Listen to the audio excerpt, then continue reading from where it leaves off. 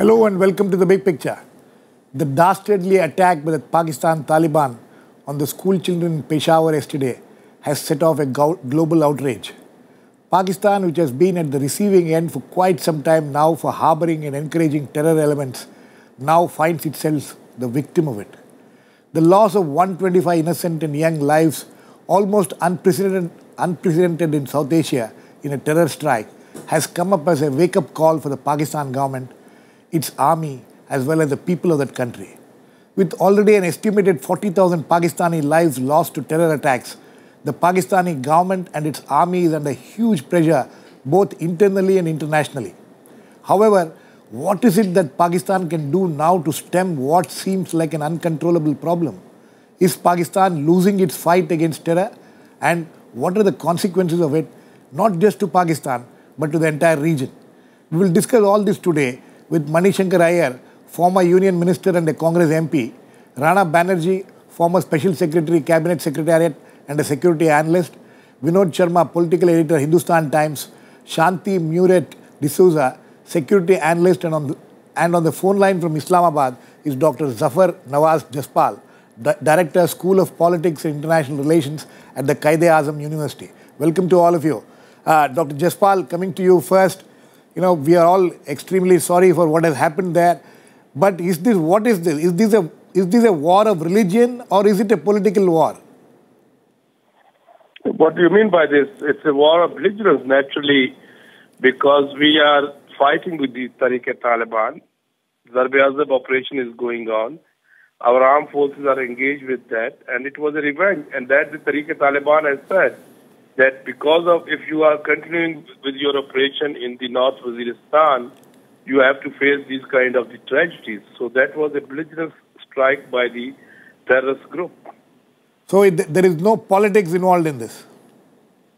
I think that there is no politics involved in it. It's very clear. Of course, there is a Mullah Fazlullah who is residing in Afghanistan, and from there he is pulling the strings. And if you have seen that instead of attacking on the law enforcement agencies, now they started hitting the soft targets because their you can say, their networks were broken by the armed forces of Pakistan. But naturally, it's a big number, and they are very much what I can call a sleeping cells in our urban centers. From there, they operate and conduct their nefarious activities. Okay, please stay on, sir. I'll come back to you. Shankar Aiyar, how do you look at this? You look at this also as a religious war, a war of religion going on there? I don't know why one should call it a war of religion. Certainly, there are sectarian forces involved, but there's also the attempt to politically dominate the area, Afghanistan itself eventually, and for the moment, these northwestern parts of Pakistan. So in many ways, it's a wrongly placed question. I think the issue is that there is a war on terror going on, and the terrorists have hit back in the course of this war. And like in all wars, the innocent suffer on both sides. I don't know how many millions of children were killed in Europe during the First and the Second World Wars, and how many millions of children suffered in Vietnam or suffered in Iraq. So war does involve, or does no longer involve, only the combatants. It has been involving non-combatants for the last 100 years at least. And so I see this as an outcome of a warlike situation. It's terrible what happened, and it must take a particularly brutal and ruthless and completely callous load of people to target children in this specific manner. Their argument is that children are being killed by drones and killed by the Pakistan army in the course of the battle that's taking place in northwest Pakistan. So I suppose one just has to accept that these are the consequences of war, and it has come to this because the fact of the matter is that Pakistan for a long while sheltered these elements, gave them encouragement, and is now paying the price for what it had done earlier. Okay. Rana Banerjee, How do you look at this? Do you look at this as a war on terror? Do you look at it as a religious war? Or is there a politics involved in this? No, I would substantially agree with Professor Jaspal. You see, it is a reprisal by the Taliban factions, which has been rather long in coming. After June, when the Operation Qaid-e-Azam was taken up by the army, this time in a more determined manner than before, some of the top leaders of the TTP tried to run away to the mountains, as they have been doing in the past, and the main group has been splintered into several factions. The two factions which are still opposed to the state or have been openly saying that they will attack the state in Pakistan are the Mullah Fazlullah faction and the Umar Khalid Khurasani faction of the Muhammad Taliban. These are the two groups which can be suspected to be involved in this particular incident. So the army has to now go after the leadership of these two groups. And I think that is the reason why General Rahil Sharif has hot-footed it to Kabul. Okay, and, sir. We will look at what needs to be done. But you think that this is a revenge attack? Okay, Vinod, how do you look at this? And why I'm asking the question is that there is this feeling within Pakistan that the Khyber Pakhtunkhwa government has been playing host virtually to these kind of elements there, and how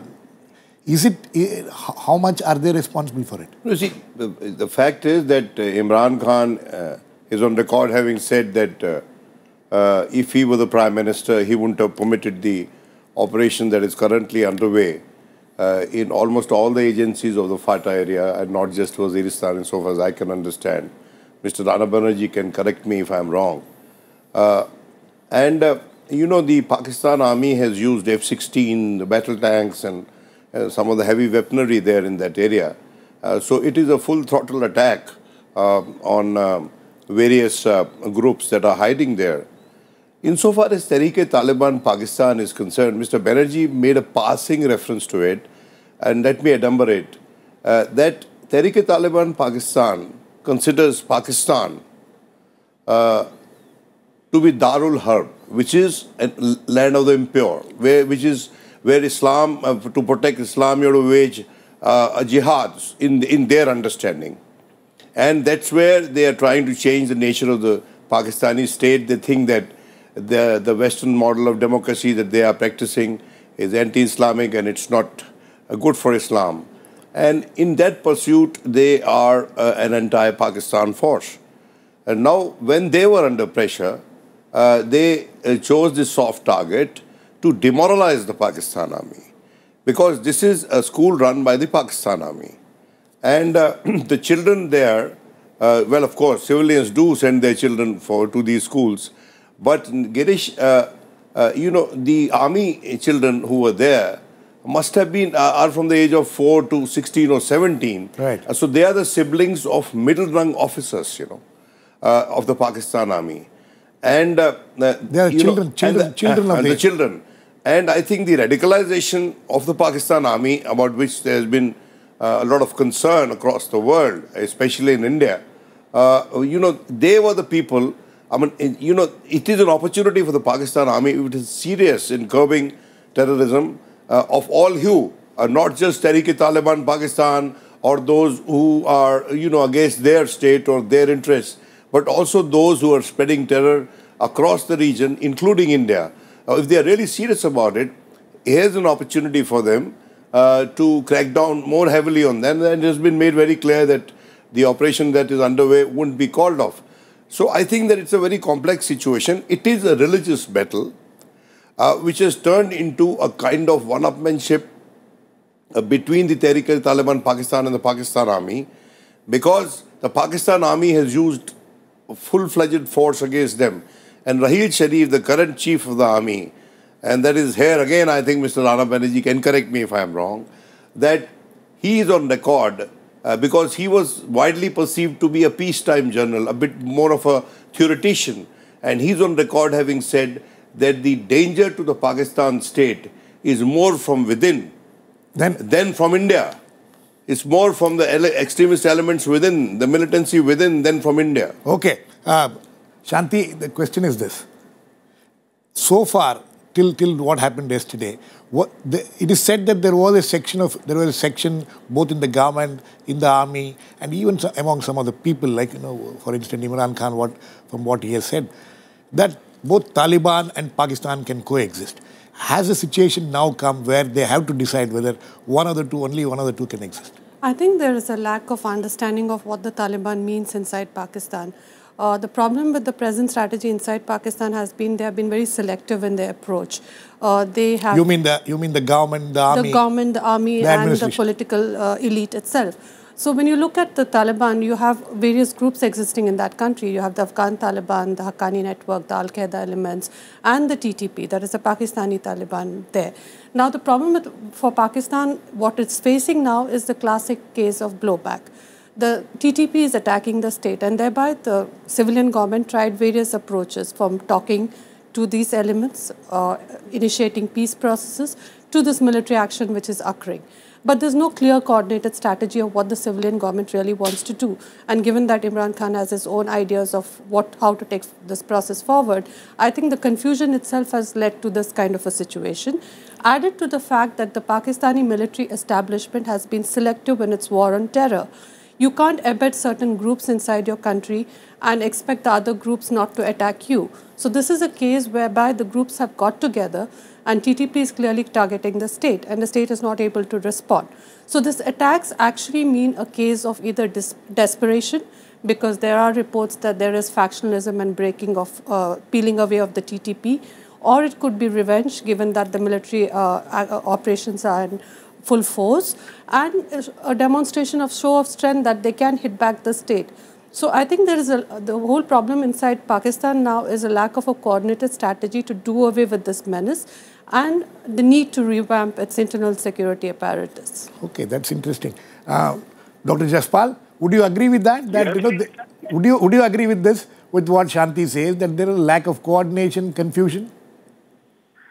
Lack of coordination between the Pakistan government, the army, the state government in Khyber Pakhtunkhwa? No, look, there was a perception that the government in Khyber Pakhtunkhwa is led by the Pakistan Tehreek-e-Insaf, and PTI was reluctant for this kind of military operation. Right. But then at the APC all parties conference, all parties given this choice or a decision-making option to the Prime Minister of Pakistan. And when this Operation Qaid-e-Azam was launched, it was with the permission of the Prime Minister of Pakistan, so there is no difference on this issue. But of course, you can say there are different perspectives to engage them, to have a dialogue with them, but overwhelming majority believed, or at that time in June, it was convinced that operation is the only solution, because when you go for a dialogue, they were gaining the time and creating a trouble. Second important thing is that there is a general perception, good Taliban, bad Taliban. My understanding is that is over. We have to take into account... Sorry, Dr. Jaspal, sorry for... When you say it is over because of what happened yesterday, or is it already a policy? It is already a policy. It is already a policy, not because of yesterday. My understanding is this. But of course, it's a big... You know that here we have a sectarian group, we have a religious group, but basically when we look about Tehreek-e-Taliban, it's an umbrella of around 40-plus organizations, and in which majority were what we call it crime terrorist network production. They were not a religious kind, they were just using a religion brand, but actually they are criminals and they have a Al-Qaeda or these kind of the syndicates linkages. Cross-border, they move from this state to the other state. So these were the groups they were benefiting. If you can go with the religion, for example, Tehreek-e-Taliban religion is more nearer to the Sunni Deobandi.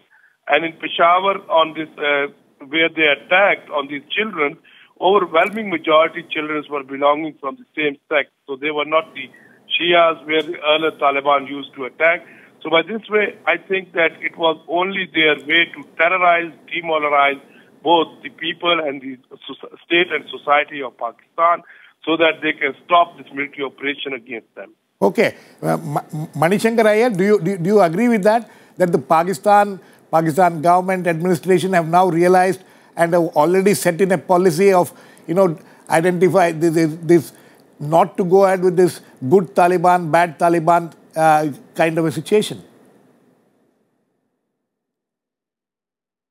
Yes, I think there is a recognition very widespread in Pakistan, in the establishment and in society at large, that whatever might have been the uses to which terrorist groups might have been put in the past, and distinctions that used to be made between terrorists who were anti-West, terrorists who were anti-India, and terrorists who were anti-Pakistan, there has now been a kind of coalescing of all these terrorist groups, and that therefore the war has to be on terrorism as such, and not without having a divided attention.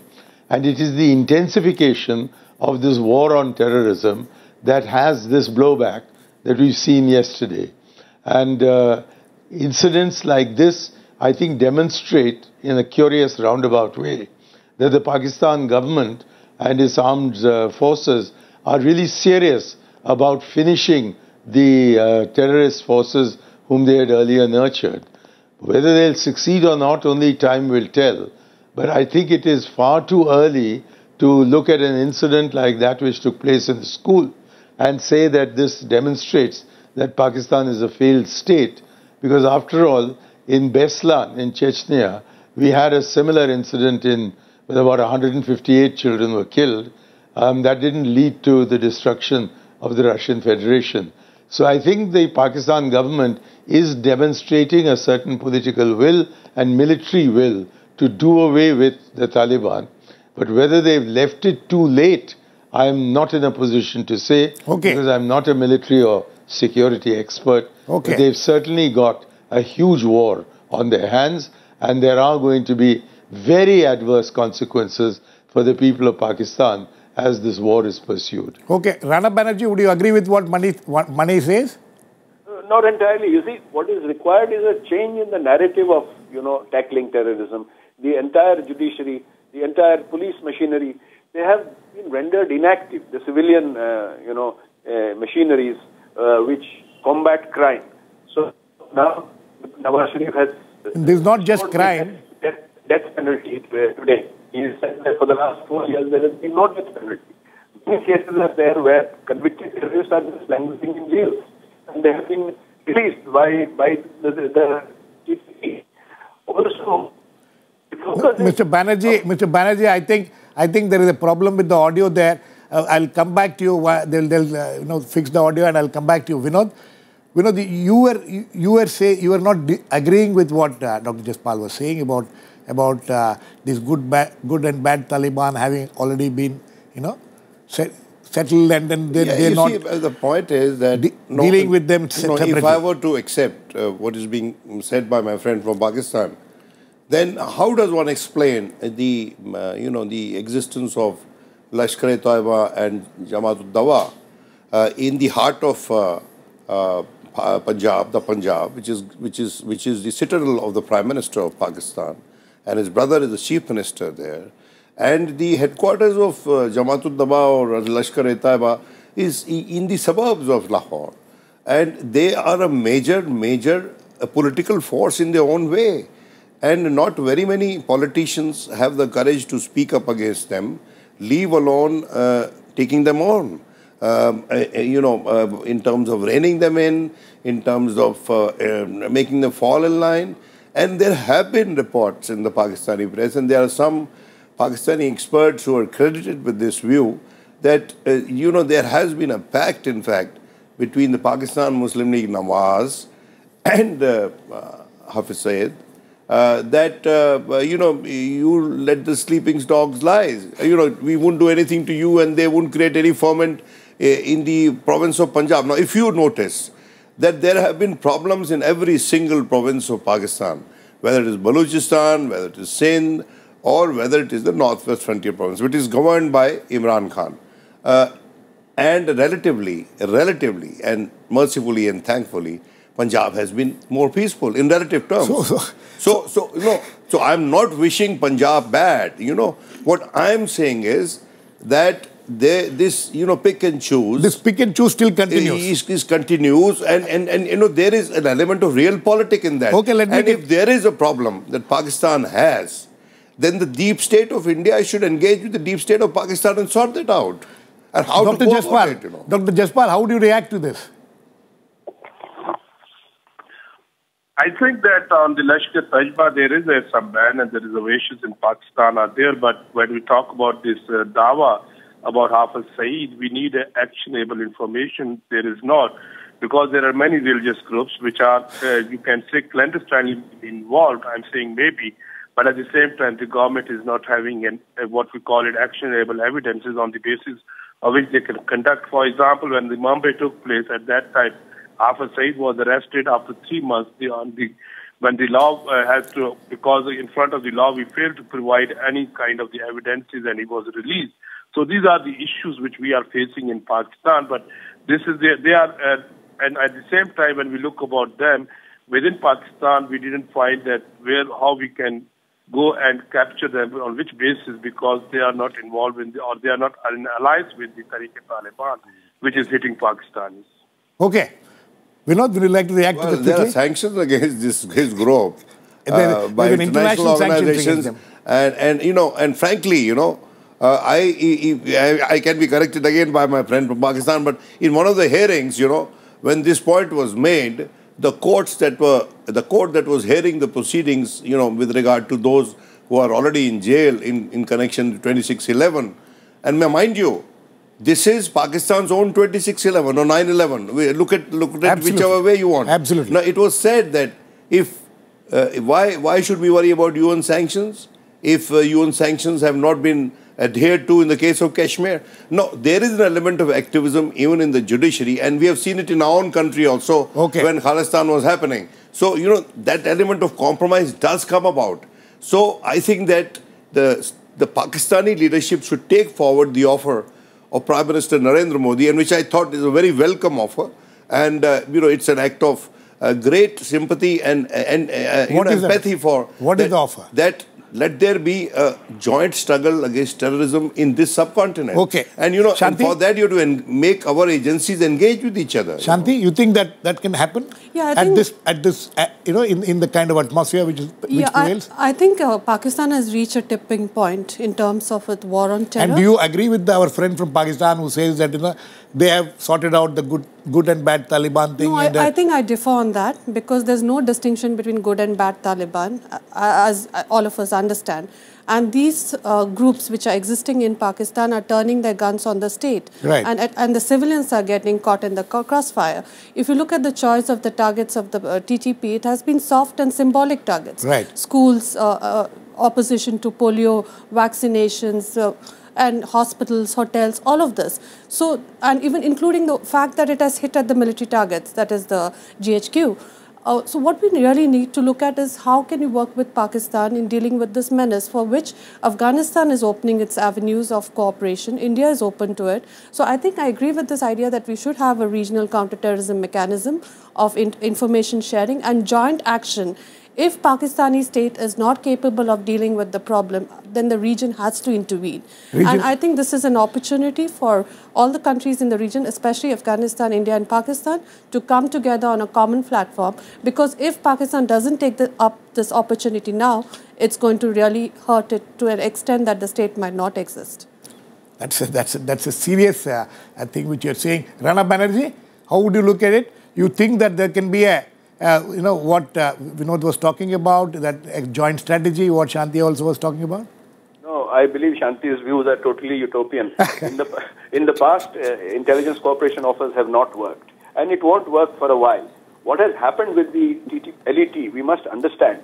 The LET has already been taken on board ever since the Defy Pakistan rally happened in 2010 to try and secularize its, approach to politics in Pakistan. The state is using the LET as a bastion against other sectarian outfits like Lashkar-e-Jhangvi and the Punjabi Taliban, because Hafiz Muhammad Saeed, he adheres to the Ahle Hadith, and he is not he has not ever opined for acting against Shias. So Shia-Sunni sectarianism, which has been a bane also in Pakistan, they want Lashkar-e-Toiba to try to prevent those things in the rest of Punjab. So this process is going on. And the only problem with Lashkar-e-Toiba is that there are many younger cadres who are very impatient, who have done battle inoculation in Afghanistan. They are chaffing at the bits to come into India, to go get into Kashmir, do things a la Mumbai 2611. How to restrain them? That is the main problem. So that's a twin problem. Dr. Jaspal, Yes. you know, finally, you think that this joint Pakistan would welcome this kind of a joint strategy? Do you think that this joint, as Shanthie says, that if it is not done, this is the time when Pakistan has to take help from its neighbors? You think that this is the tipping point? This attack yesterday would force the government and the army, to come together and work out a joint strategy and take the help of neighboring countries? Of course, in the context of Afghanistan, we are trying to approach them, and it's not first time. Even before, when the operation was launched, Afghanistan was taken into confidence, and at the same time, even today, if you see that our chief is visiting Afghanistan, certainly they are discussing these sanctuaries which are in Afghanistan. Definitely, if there is a country which is concerned, and if the neighboring state is ready to assist, definitely Pakistan, my understanding it, is going to take the assistance from that country to get rid of this kind of the problems. Okay. Mani, do you expect this kind of a cooperation to work? Yeah. It will only work if India and Pakistan engage in the dialogue, which has been deliberately broken off and on extraordinarily petty grounds. I had hoped that as a result of the Pakistan Prime Minister coming here for the swearing in, this swearing at which India and Pakistan have become experts might be brought to an end, but it hasn't. And in fact, the situation is worse than it has been for a very long time, because I think we have boxed ourselves into a position from where it's almost impossible to recommence the dialogue. Now, unless you have a thoroughgoing dialogue, which is of an uninterrupted and uninterruptible nature, the throwing out of ideas like cooperation against terrorism, which in itself is an excellent idea, I don't think becomes entirely practical. So what I would like to see is for India and Pakistan to engage, and by that token, beginning by engaging, that the specialized agencies which deal with issues of terror, that they also have an opportunity of getting together. In any case, insofar as what is happening in northwest Pakistan is concerned, it is Afghanistan that is more readily the partner for a joint operation against these elements. And it is if we engage that maybe there is some way in which we can persuade the Pakistanis that it is in their interest to also rein in elements like Hafiz Saeed and the Lashkar-e-Toiba, which incidentally does not have a formal existence anymore in Pakistan. Okay, the Jamaat-ud-dawa does a lot of good work, and therefore, while it is true that the Lashkar-e-Toiba is part of that network, I'm afraid it's going to be difficult in a court of law to prove that an organization which allegedly does not exist requires to be acted against. Okay, that's a separate. It's not in the law courts. Okay, that's a separate. That's a separate debate itself. That action needs to be taken. That's a separate debate itself. We will have to look at it separately. Thanks. Anyway, we completely run out of time, and it's quite clear that as Shanthie says that they are at a tipping point where it may not exist as a state itself is a very serious thing, but things are heading towards the direction. Hopefully, Pakistan will realize how serious the issue is and work out some kind of a solution. Thanks to all my guests, Dr. Jaspal from Islamabad, who had joined us, Shankar, Aiyar, Vinod, Sharma, Shanthie, and Rana Banerjee. Please keep watching. We'll come back with another issue in the big picture, same time tomorrow.